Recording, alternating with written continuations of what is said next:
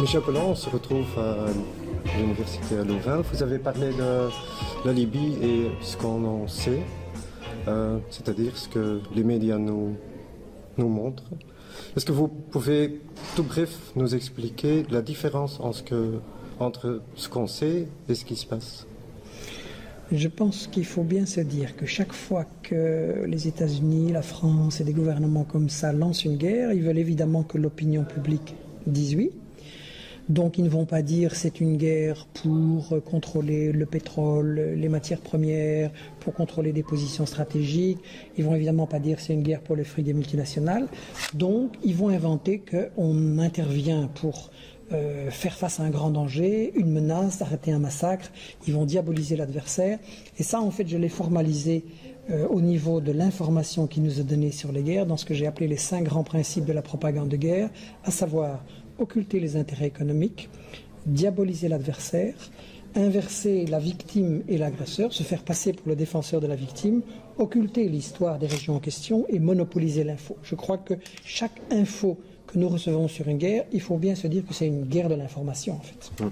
Est-ce qu'on retrouve ça maintenant en ce qui concerne la Libye? Absolument.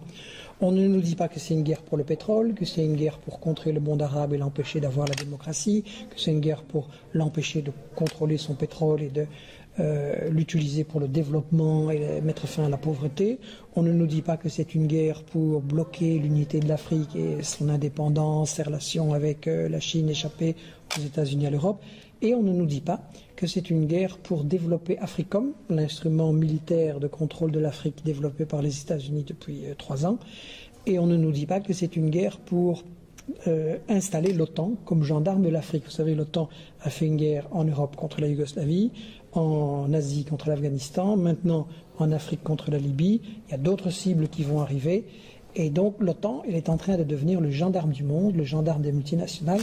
Et d'ailleurs, c'est quelque chose, si je retrouve la page, que j'avais prédit, parce que M. Solana avait dit à l'époque ce que nous avons appris en Bosnie va nous servir pour de prochaines guerres. M. Solana était le secrétaire général de l'OTAN qui nous avait vendu cette guerre contre la Yougoslavie.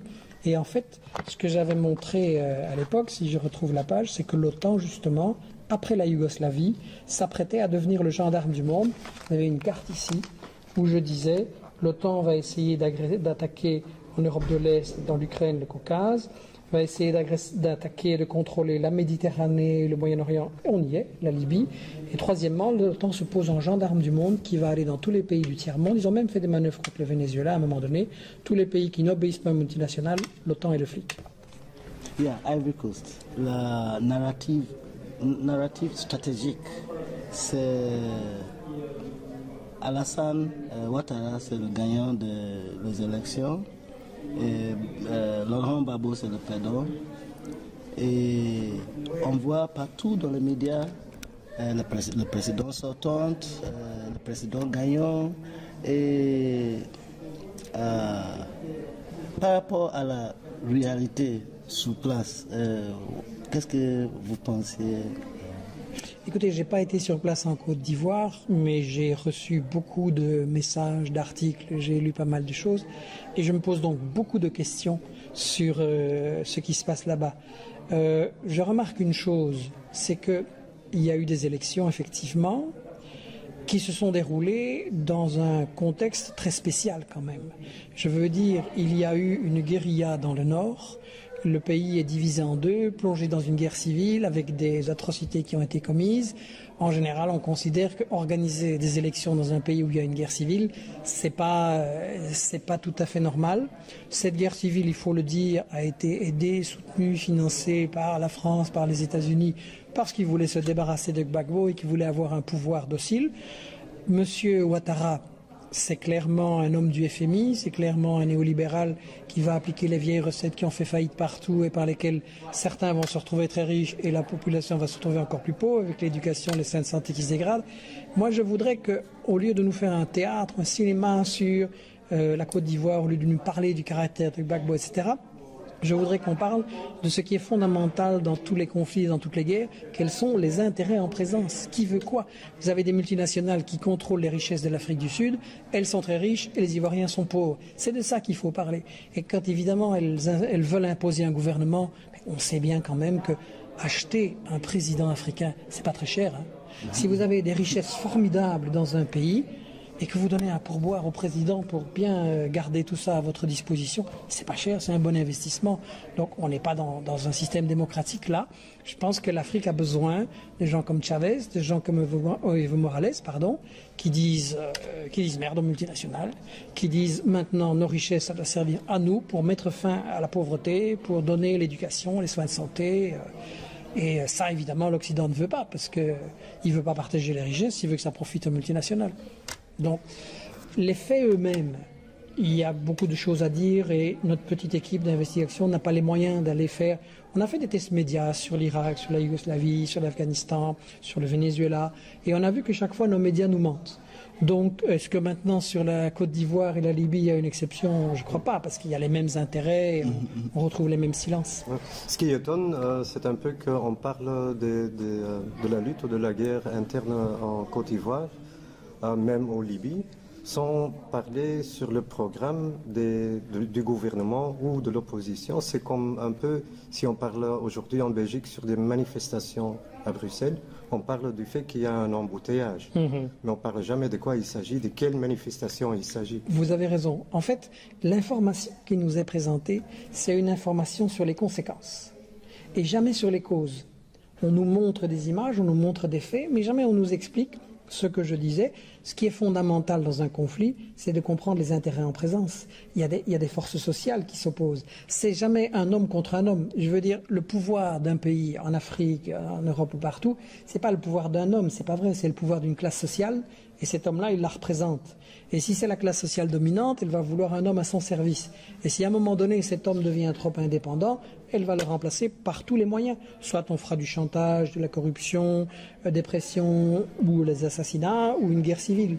Donc, effectivement, vous avez raison.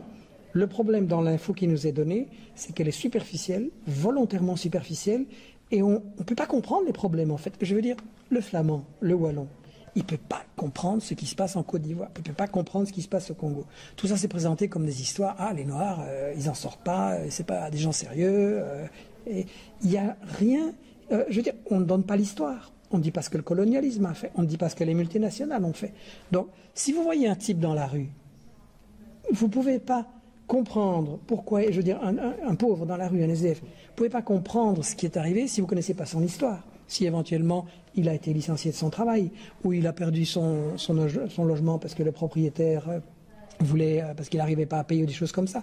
Donc vous devez comprendre l'histoire de cet homme et les causes qui l'ont amené là. Pour les pays, c'est la même chose.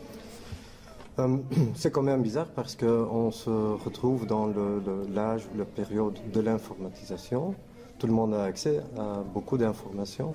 Oui, mais ils disent tous la même chose. Ouais, mais comment est-ce qu'on peut combattre les médias mensonges alors? On a effectivement beaucoup d'informations, beaucoup de chaînes, mais quand vous regardez leurs sources, c'est toujours les mêmes. C'est toujours la société de presse, AFP, Reuters, les grandes agences, comme par hasard des États-Unis, de la Grande-Bretagne ou l'AFP en France. Et ils disent la même chose. Ils ne donnent pas la parole aux victimes. Ils donnent toujours la parole au gouvernement d'ici, au gouvernement d'ici, etc. Pour savoir comment faire, je pense qu'Internet a permis un changement dans cette situation. Depuis une dizaine d'années, on a quand même la possibilité sur Internet d'avoir une information différente, qui est gratuite. C'est très important. Avant, pour faire une télé ou quotidien, il fallait beaucoup d'argent. Donc, il fallait être très riche pour avoir un média. Maintenant, sur Internet, ça a changé. Et on peut arriver, surtout nous, ce qu'on fait, c'est de créer un réseau international, d'avoir des contacts dans le plus possible de pays. Et là, on peut arriver à poser la question aux gens, écoutez, on nous a dit ça, expliquez-nous un peu ce qui manque, on leur donne la parole, on fait des interviews, des témoignages, et là on peut arriver à se faire une opinion. Moi je dis toujours en matière d'information, quand vous recevez une info, même si vous avez 10 ou 100 télés qui vous répètent la même chose, posez-vous la question, est-ce que j'ai entendu l'autre partie? Est-ce que j'ai entendu l'autre point de vue? Tant qu'on n'a pas montré les deux points de vue, les deux forces qui s'affrontent, vous n'avez pas eu d'information. Et je pense qu'Internet, il y a beaucoup de sites qui essayent de faire ça comme nous.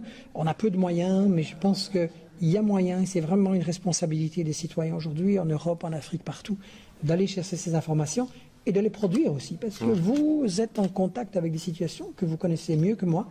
Et c'est votre responsabilité de fournir ces informations au public pour qu'il puisse savoir ce qu'on lui cache. Quel genre de solidarité, activité solidaire aujourd'hui on a besoin en Europe pour aider et éviter tous les problèmes, surtout la phase de guerre on voit en Afrique aujourd'hui?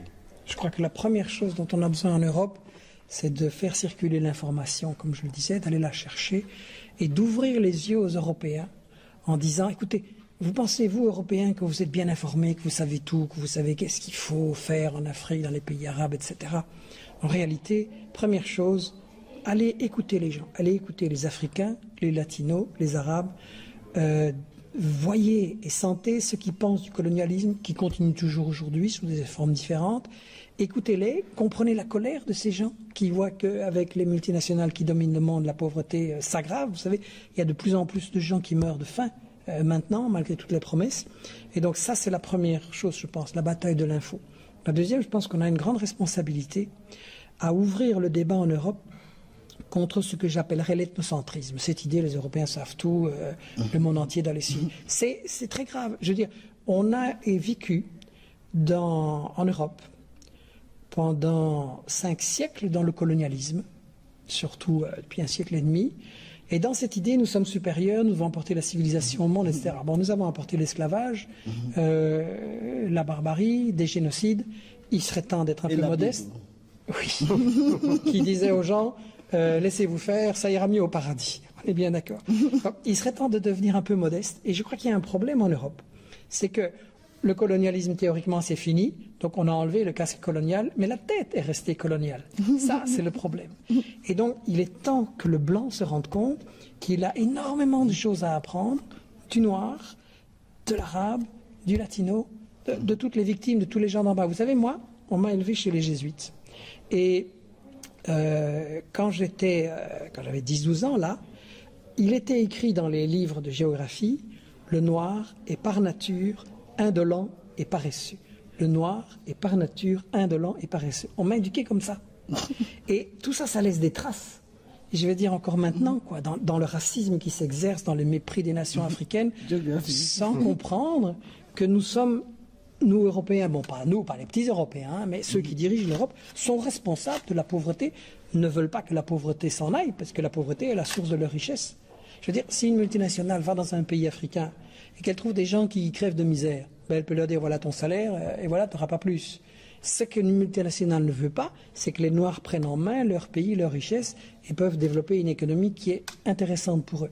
Ça, c'est le genre de choses, enfin, je ne vais pas vous expliquer, ça vous le savez mieux que moi, mais je veux dire, ça, c'est le genre de choses que nous devons absolument expliquer en Europe. Et si je peux indiquer une conclusion, une proposition sur le rôle que vous avez à jouer par rapport à ça, je pense que maintenant, comme je le disais, il y a beaucoup plus d'infos qui circulent sur Internet, mais l'Afrique, elle est absente d'Internet. Et même dans la newsletter que nous diffusons, il y a de temps en temps un article sur l'Afrique, mais beaucoup trop peu. Alors là, c'est un appel que je voudrais lancer. S'il vous plaît, envoyez-nous des articles, des analyses, des interviews, des témoignages, qu'on puisse faire vraiment entendre dans l'info alternative, faire entendre aux Européens la voix des Africains.